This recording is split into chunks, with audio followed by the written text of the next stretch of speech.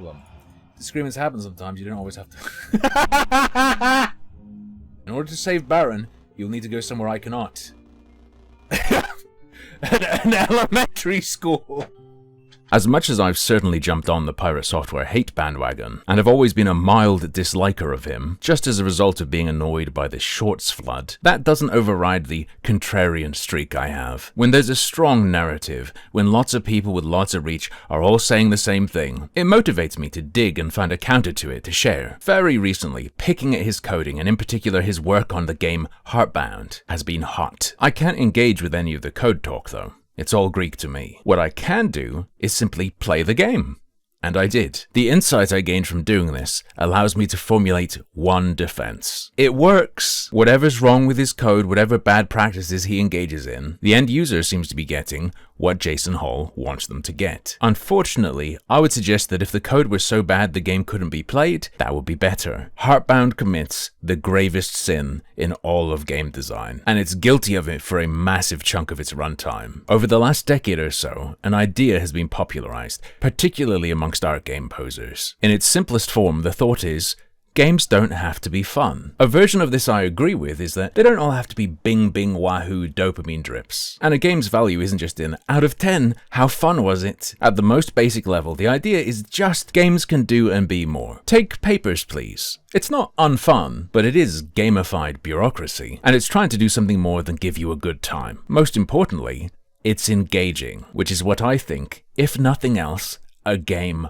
must be. Some artistes, though, got it into their heads that they are above even that. Take Nina Freeman's Cybele, an hour-long autobiographical experience about her meeting a guy online. In it, the MMO grind experience is crudely recreated, and instead of just expressing the tedium of that experience, we are simply given a tedious experience. Not actually creative, not genius and artistically valuable, just boring, unengaging, unforgivable, fart huffing. Pirate Software's Heartbound is guilty of this very same crime. An entire section of this ostensibly somewhat autobiographical game is dedicated to giving you the nepo baby experience. You will spend an hour or more if you don't rush it, trapped in a corporation's tower of offices as an intern. Pirate Software needs you to understand how boring this experience is, and he does it by making you bored on purpose. Get it?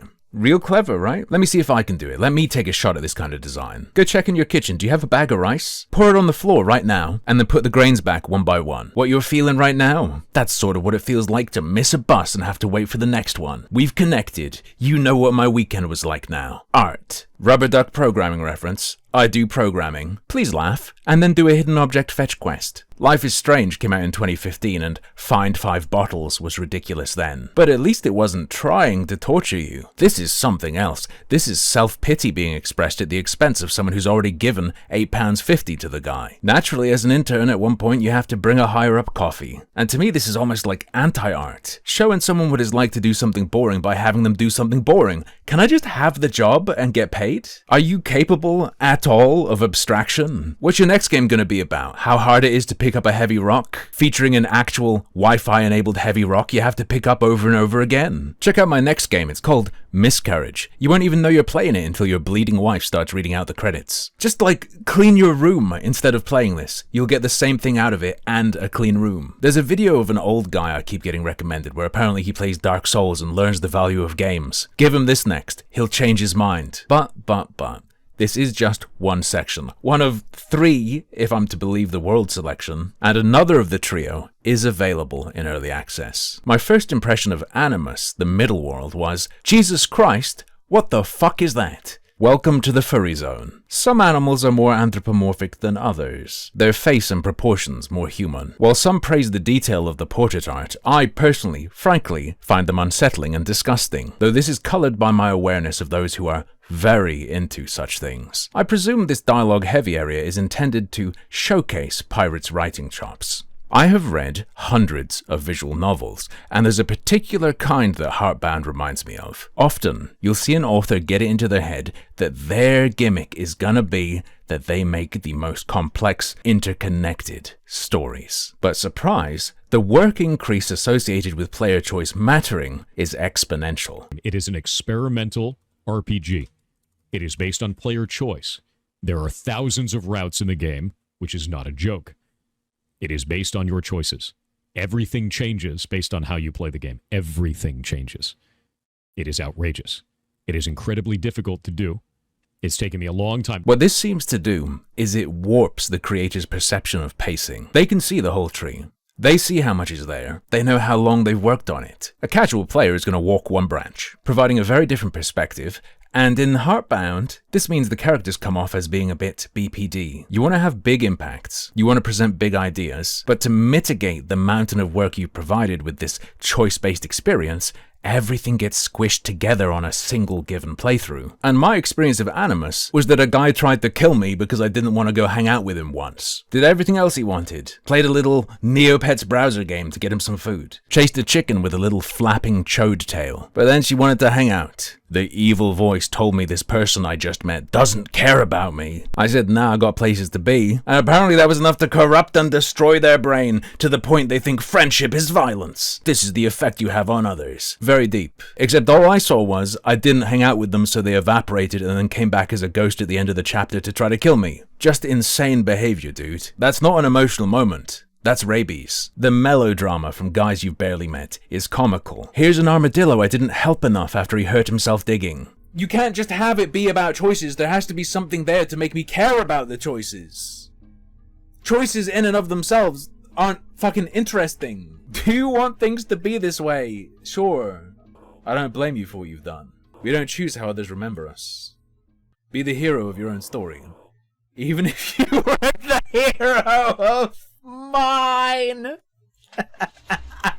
I already dated an emo girl once in my teens. I don't want to play a game based on those interactions. It is in this chapter as well that Heartbound begins to insist upon itself. Over and over again, these little dudes will pop up to talk to you and tell you over and over and over again that your choices matter, that you are being judged and there are two sides to every coin. You're making decisions, but why? Ooh. There won't need to be any pretentious video essays about what the game means, because it's already in the game. Positives though. Positives. The WarioWare combat is kinda neat. Each fight, of which I experienced 2, is a collection of minigames. Cute, but for how long they last, there is not enough variety. And where a game like Undertale has a basic system that gets iterated upon, something like this requires true novelty, and Pirate Software just doesn't have it in him. He's already scraping the bottom of the barrel and recycling ideas.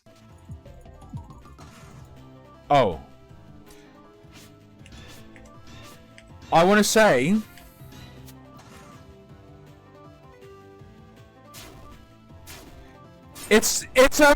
Sorry. If one of your mini games is click as fast as you can, you've run out of ideas. That's a terrible sign for something like this. Then the head coming down is just another Ganondorf variation. Come on, man. The music's nice enough though, but it really has to be because so much of the game is walking through empty spaces listening to it.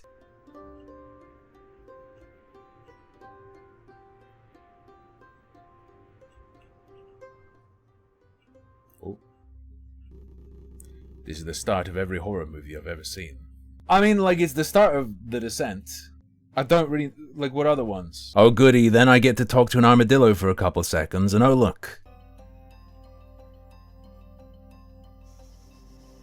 And now I'm just walking around with shit popping up on screen. Calling back to earlier, yeah, you can make people feel bored by making them do something boring. Worst design ever, but technically works. But you can't make someone feel engaged by telling them to engage. You have to actually make something engaging. There's no cheat for that. Most importantly though, there's a point I have to hammer home about the Animus chapter. This little mole freak does not look like me. Actually, the most important part is I think one of the paths bricks your save. After I finished Animus without fixing a pocket watch I guess you're meant to, the game did that cute closing itself thing. You try to continue and the evil book mocks you over and over again, telling you to forget yourself, with forget being the option in the menu to wipe your save. Maybe you have to just wait, maybe there's something in the files you can change. I didn't care enough, I just wiped my save. You can't change this. You don't have the strength. Just give up. Come on, man. Just give in. You haven't earned this at all! You haven't earned this at all. Not even slightly. Heartbound throws at you over and over again little gimmicks that work in other games, without understanding why they work. The game's an embarrassment, and I haven't even talked about the mommy issues boss fight.